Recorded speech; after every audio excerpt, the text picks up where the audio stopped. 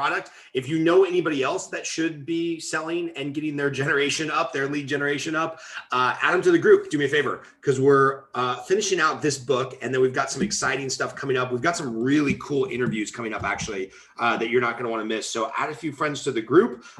Yeah, here we go. Lead generate, 61 days to double your pay. We're on day 50, and this is probably one of my all-time favorite days in the book because of the fact that we have all definitely fallen into this trap over and over and over again.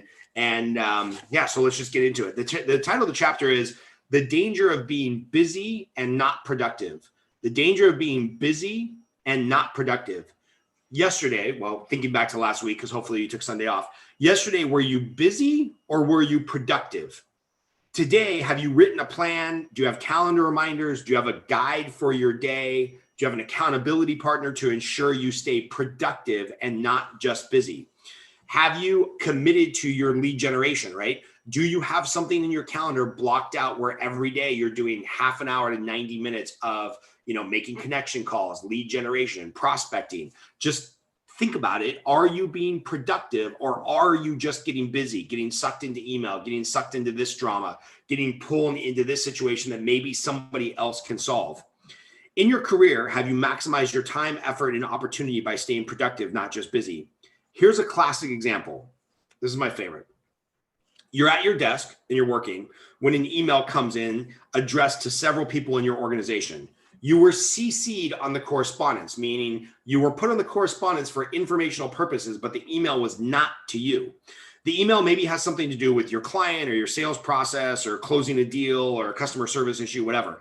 Maybe it's something that you feel needs to be triaged immediately in order to keep your pipeline full, put money in your pocket, or make your client happy, right?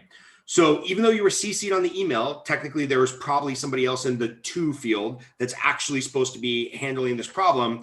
You jump in, right?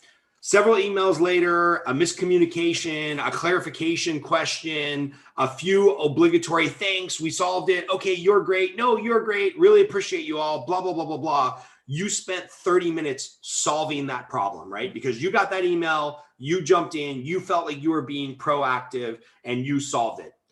I would argue, though, in a lot of cases, you're maybe being busy, but you're not actually being productive, right? Now, it's the very next day and the same exact scenario occurs.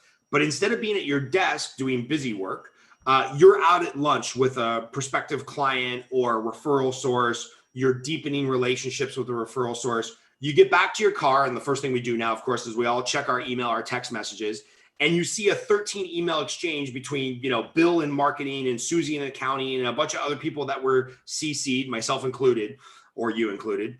And instead of you getting involved because you were at lunch, somehow the problem gets resolved, right? People figure it out, the email bounces back and forth, and now you take 2 minutes to say, hey, thanks everyone for solving the problem. That's why we have such a great team. I entrust you, I empower you people to solve problems like this so I can go out and get more business, right?